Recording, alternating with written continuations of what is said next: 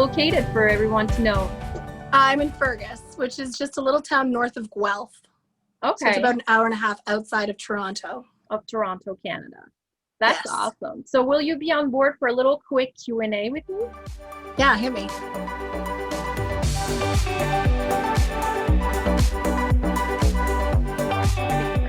So what's your favorite burlesque song? Hey Big Spender. What's your favorite TV show or movie?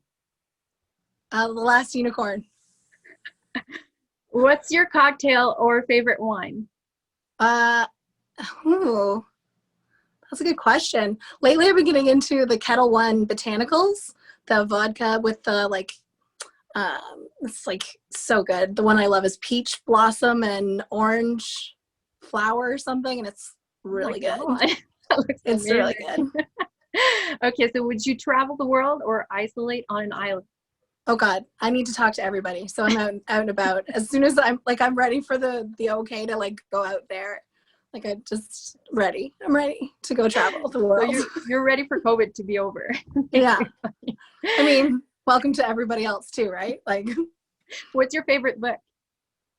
My favorite what? Your favorite book? My favorite book. Ooh. I love Steve Martin's Born Standing Up, which is a biography that he wrote about himself. I love biographies. I love reading about people's history and like what made them who they are.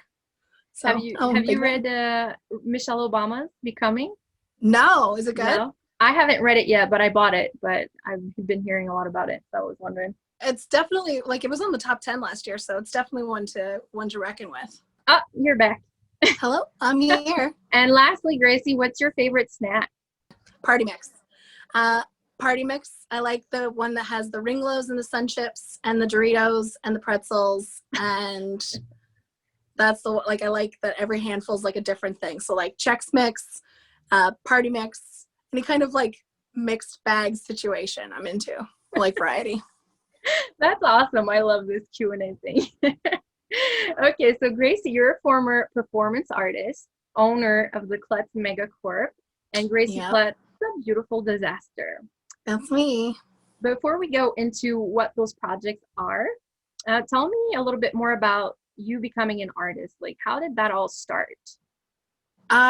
Well, from a really young age, I was obsessed with like music and dancing and telling jokes, and I loved being like the funny kid in class who would come out with a line and like everybody would laugh. Or I'm a big fan of like shtick, like comedy shtick. So like people falling down or like getting hit with like a rake, stepping on the rake and hitting them in the face, that kind of stuff. So like from a very early age, I was very class clown, and just kind of developed into this like need to be watched and present like stuff to the world and just like share that joy. That's awesome. And you did like many things, right? You did theater. Did you do dancing as well? What did you do? I did musical theater, I did dancing, I did burlesque, I did stand-up comedy, I did movies and television, I did some modeling, like whatever I could get my hands on. I was like, yeah, how when you need me. Like I used to be a hand model, so like I would be the person who used to like pick up the spoon in like the Kellogg's commercial where you would just see this, the spoon. Really? Yeah. Oh yeah. Whatever I could get my hands on. So what was your favorite of those? Ooh, I love the creative freedom that came with burlesque. You got to pick your own music, pick your own costume, pick your own story, pick your own joke, pick your own character.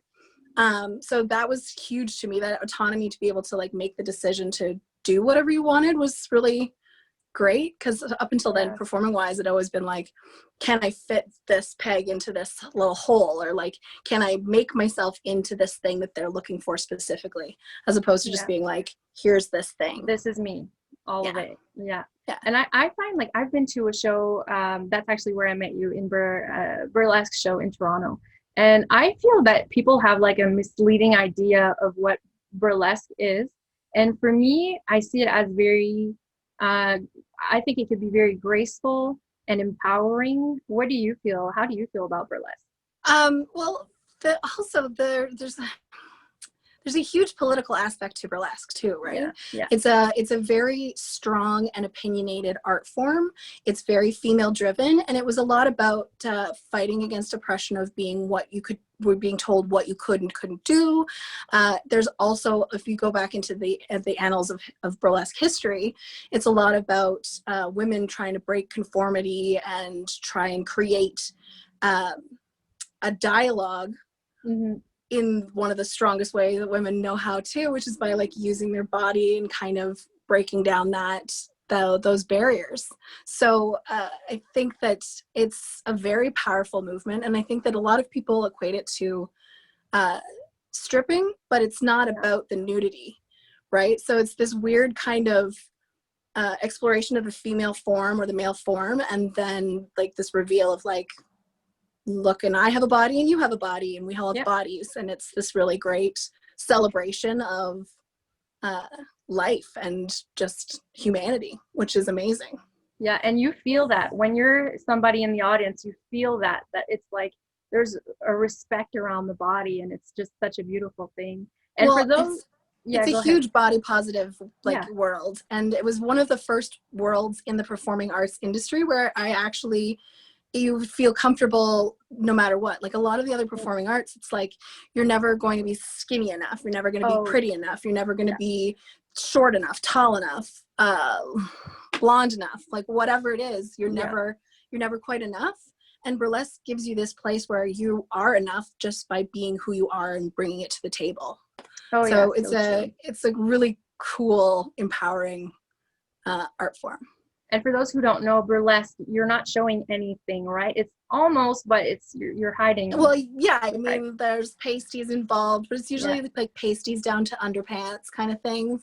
And a lot of jokes, right? Like so many jokes. Yeah. And like the whole thing about it is like, what is the reason you're taking it off, right? Like why would you be taking it off, as opposed to just like, and now I'm showing you my arm, because it's like the arm in and of itself is not an interesting thing, but it's how I'm going to show you this arm, and like why I want to show you this arm, that's the important part of it. Yeah, so it's kind of a neat form of expression. I love how you describe it. That's awesome. And so now I see you're in other projects, but have you closed the door to performing forever? Do you think you'll go back to it? You know what's interesting is that the burlesque and my business actually kind of started at the same time, and they were seeds within each other. And so I started, like, I have always loved the pinup world and that very like vintage, ooh, like what had happened kind of feeling.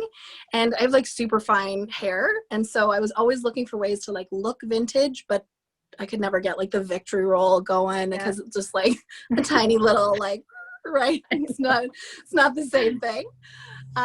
So I started making these headbands because I was like, makes me feel cuter, it like feeds into the aesthetic that I'm looking for.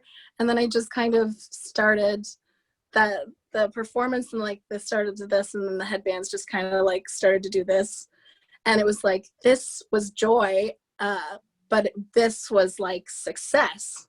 So it was that trying to like decide between like one way or the other. But to get back to the performance aspect, because this product was built out of a caricature, like a character of that caricature of myself, this heightened reality of myself, I now have this like carte blanche to put on a show every time I'm with people. So, I mean, if you talk to any of my customers who've experienced me in real life, they know that like they're going to go and see Gracie and they're going to get a big smile on their face, and there's going to be like some fun and some jokes and so I'm able to kind of like fuse those two aspects of like business and performance together in kind of this perfect little cosmos of Gracie Klutz awesomeness. Where can the customers buy your headbands? I have 8 retail locations across Canada that carry my stuff, as well as gracieklutz.com. Okay, so you can purchase directly online. Directly online, and there's videos on there that show you all the different ways to tie it. It's super easy. Like, look how perfect that came out. Like, it's just so cute. It's ridiculous. It's like the easiest. It's like one of those like, oh no, I haven't washed my hair and I'm running late things. You just like slap it in. Yeah, it's perfect for my lifestyle. So anyone can be wearing it. Like if someone's like, oh, I'm not sure. Like I think it's super cute. Like look at it. So if you don't like the bow on the top because you're like, I'm not really a bow on the top type of person, you can wear it with the bow at the back, right? Then you get that really cute headband, right? But because it's double-sided, so all of my products are double-sided. They have different things. If you twist it like this, you get like two different sides of the same headband showing, so that it has this pop of color and design. I love that. They're designed to be like versatile and super cute. Like, I know that you and I are big fans of this kind of cute little like, it's so easy, it's so cute, right? And it's one of those things where I didn't realize how much I was in need of a product like this until I started wearing them. And it's been 7 years of me wearing a headband almost every day. Yeah. So it's your brand. So, when we think of you, we think of headbands. My vendor group, right? They always refer to me as the headband lady. Or I'm walking down the street in town and there's, kids like, hey, you're the headband lady. So I'm like, the headband lady now? Which is great, but also kind of weird. It's like, Gracie's a pretty easy thing to remember. The headband lady is way longer than Gracie. So just call me Gracie. And Gracie, what were some of the challenges, like before we get into another subject of being a performing artist, what were some of the big challenges that you went through? It's, again, it's not having that autonomy to make your own decisions, right? It's very difficult for somebody who is an alpha personality who likes to be in charge and wants to have kind of a predictable course of events, like A, B equals C, C and D together, you continue on, as opposed to A and then A again, and then A one more time, and then an F, and then a D. Like, it's very difficult to plan your life or make a goal, like goal lists, because there's not really a tangible not really outcome like get that amount you have control over, right? That you can like get to. So it's very difficult to kind of like, entrepreneurially, it's great because you just be like, this is my plan and this is the goal and these are my targets and this is what I hope to, and this is how many stores, and like, it's a very tangible outcomes versus the performing arts is just like, are you in the right place at the right time, wearing the right thing, speaking the right way? Like, I can't tell you how many times I walked into a room and I had to like pretend to sit down in a car and put a seatbelt on, as if like I had never put a seatbelt on and like I needed to prove to somebody that I can put a seatbelt on. And that was literally the audition, was like, oh my gosh, putting a seatbelt on. Wow. And it would take like hours out of your day to go to do this thing, to get all of the thing ready, and then you would go into the room and like, does it click? Right? What was it a commercial of, by the way? What was it a commercial of, or was it a commercial? It was an insurance company or something stupid. Okay. Like, I mean, you got to trust that people that you're hiring are going to be able to figure out a seatbelt, right? But like, that's the kind of stuff where you're just like, why am I doing this? Why am I doing this? Like 3 hours to click a seatbelt, and then can be like, no, you didn't do it right. So what made you change your, is it all that aspect, or, well, you said it kind of like, it just went naturally, right? From like the headband and. I have always wanted to have my own business. I have always wanted to be an entrepreneur, and I never knew what it was that it was going to be. So like, I tried snappy greeting cards, I tried jewelry, I made like macrame and like any craft that you could make to just try something out to see if it fit for you. It just never did. And so when the headbands, which was something I wasn't planning as a business, like nobody's like, you know what I'm going to do? I'm going to start a headband business because that's where the money's at. But I realized that it was something that was so important to me as an individual, as a consumer. It was like a pain point for me, was like, I can't get something to stay in my hair. My hair looks flat all the time. Like, I don't know how to do my hair, my own hair. So I need help. Yeah. And then I like helped myself. And then other people were like, we also would like help. Like, I love it. Love it. And I feel like it's fun because I hear a lot of these stories where people, like they haven't planned it. It just came alone. Like, you know, I never planned to do interviews or have discussions. No, but this is great. But it just kind of happened. And I feel like that's, you know, there's something there. There's something like, you know, we can talk about the cosmos and the universe guiding you, and like how all of a sudden things start aligning, right? Like how my vintage aesthetic was inspired within that performing community and a very vintage, like a vintage store. And that vintage store gave me my first shot, gave me a wholesale account to like sell through there. Like, do you know what I mean? So it was like, my connections that I already had were building me into the thing that I didn't realize I wanted, but it was this natural, organic, like avalanche effect, right? Where the snowball gets bigger and bigger and bigger and faster and faster and faster. And now I'm like 7 years in a spinning snowball down a hill, but it's insane. It's fantastic, but it's completely unexpected. Totally. Like, if you had told me 10 years ago, if you had told me 8 years ago that I was going to have a business that was a headband business, I would have called you a liar and maybe like suggested that you go lie down for a bit. Like I would, like there was not a further thing from my mind. Yeah. And now there's like nothing else I want to talk about, do, think about, see, make. Like, I'm obsessed now. Obsessed. Yeah. Obsessed. And you talked about success, like, you know, performing arts was something, but now you feel like this is success but what does success mean to you exactly? Because it's different for everyone. Mine is, so this year has been a crazy year for everyone. And I was able to take the time that I needed to, and like still had the ability to support myself without feeling like I needed to go unserved. Not that there's anything wrong with that, but I mean, I'm a very prideful woman. I don't like admitting defeat. I'll admit that I'm wrong and I will admit that I don't understand something, but I'm like, you know, I like to be top shelf. So that's fine. For me, I was like, this a feeling of I'm able to take care of myself. I'm able to cover all of my expenses and for my life and my and take care of shit. Can I say shit? Yes. Yeah. Sometimes it comes out and I'm like, ooh, the swear words. I check out the box. This is not for kids on YouTube, so that's fine. Oh no, we mean burlesque, right? Can't show boobs.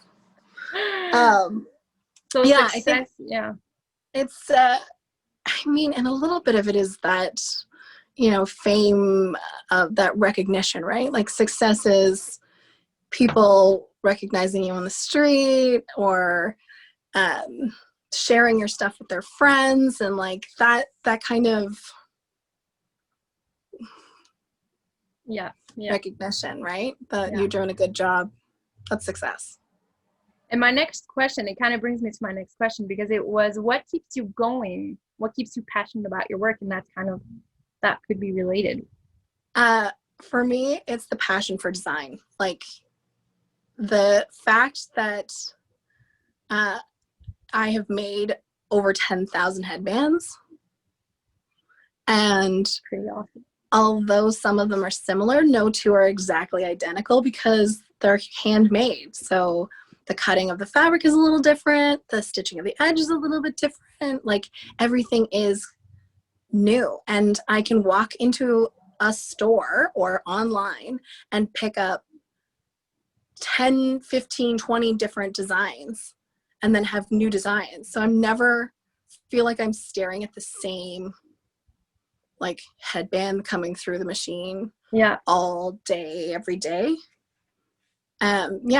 It's the design element for sure. So it keeps you stimulated. Yeah, because Always it's there. always like, oh, and like there's so many fabrics now that they're designing with, they're almost like hidden secrets, but you don't really see them until you're like with it at the sewing machine, right? Yeah. And then all of a sudden you'll be like, oh my God, there's like a little dragon on this one that's like hidden in the swirls of the like, and you get to pick out all of these kind of like secrets that you have with the designer. It's like this like secret language. I love it. I love it. Yeah. I'm going to put a link so everybody can go shopping because I'm already excited about it. Oh my gosh. And Gracie, what are some strengths, like you have like a strong personality. What are some strengths you think that helped you get to where you are now? My family has been a huge support. Like when COVID hit and I started making masks, my mom was able to kind of help me out for a couple hours of like packaging and writing labels and shipping stuff out. My husband has been here for me since the beginning, which is great. My dad is amazing and builds all of these, like I have these like, oh, I'm thinking of a design that looks like this. And then it, like the bubble comes up and then the gobbledygook comes out. And my dad's like, okay. And then he like goes and makes the thing that I was dreaming about. Wow. Yeah. So it's just, I think that a lot of it comes at this, having a strong support system, and whether that's friends and family, like, oh my gosh. I have my best friend, Amber, is such a great, butt kicker motivator and like cheerleader at the same time. Mm-hmm. She's carrot and stick at the same time. So she's like always making sure that I'm setting goals and like being very specific about what I'm looking for and how I'm doing it, how I'm approaching things, and like like business stuff. Yeah. It's so nice to have the business stuff. She's your accountability partner, right? It's nice to have totally. one. It totally makes a difference. It does. And it's like, I mean, a lot of performers have this, they get stuck in the cycle of talking about it, right? Talking about the idea, talking about what they're going to do with the idea, talking about how the idea is going to come up, like talking, it's this, and then they end up psyching themselves out almost before like getting into doing it. And I find that like the doing is more important than the talking. Oh yeah, definitely. And a lot of people just talk a lot, which is a shame because it means that they're never going to achieve the success that they're hoping for. Yeah. And what would you tell somebody that has that mindset, or like that's just like take a first step, or like is there any... Well, in my family we say how do you eat an elephant? You eat an elephant one bite at a time. Like you don't think about having to sit down and eat that whole elephant all in one day and all in one sitting, all in one meal. Like just take a little bit at a time and you work your way through the elephant. Don't actually eat an elephant. That would be horrifying. Like this is not a recommendation from Gracie Klutz to eat an elephant. It's a metaphor. So I love it.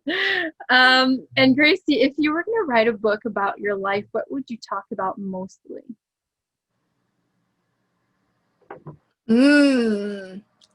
I would say living with passion. Ooh. Yeah. I think that that's, there's so many people who let so many other factors dictate how they live. And I find that it's very difficult to be steered wrong by your passion. It's very hard for your passion to blow up in your face. I mean, within reason. Obviously, it's not perfect. Like things happen. I get it. But I think that living with passion and joy, like they're two parts of the same puzzle, and it's so important to have both. Oh yeah, I agree. And like some people are in situations where they don't really like their job, or there's things that need to be corrected, but I truly believe that there's a way you can find passion and love in everything. So I think it's such an important... I mean, like as an actor, as a young actor in the city, right? I was waitressing and cater waitering and picking up odd jobs, being a virtual assistant. And like, there's definitely not a lot of pleasure to be found in those things, right? But if you can use those things that you're not necessarily doing for love or for fun to get you to the thing that you are doing for love or for fun, and to understand that it's a stepping stone and that you can't build a bridge without actually putting the pieces in place. Yeah. It's it's it's I definitely understand about having a job that is not a pleasure or a joy. Like I did not wake up with a business like this. Like I worked really hard. Oh yeah. Also doing other jobs to support this business as it grew. And the important thing is doing little steps again, like your elephant there. You're not where you want to be, but do one little thing every week, every day, every month, and then work towards it. And even just making the decision to recognize it's a step on the journey, as opposed to like the journey really is what this whole thing is about, because when the journey stops, you're dead. Like the journey doesn't actually ever stop until you die. Yeah. So the message to the world is the idea is fun and the completion is exciting, but the middle is rough. But all of those hard days that take up the middle are worth it once you can get to the end of your project or your task or your idea. It's worth it. It's just hard. Yeah, definitely is. Thank you so much, Gracie. Thanks for coming. I'm really happy we did this and you accepted. And I'll put your link so everyone can have access to your pages. Fantastic. And thank you again. Thank you for coming. My pleasure. It was a total delight. See you later. Bye. Bye.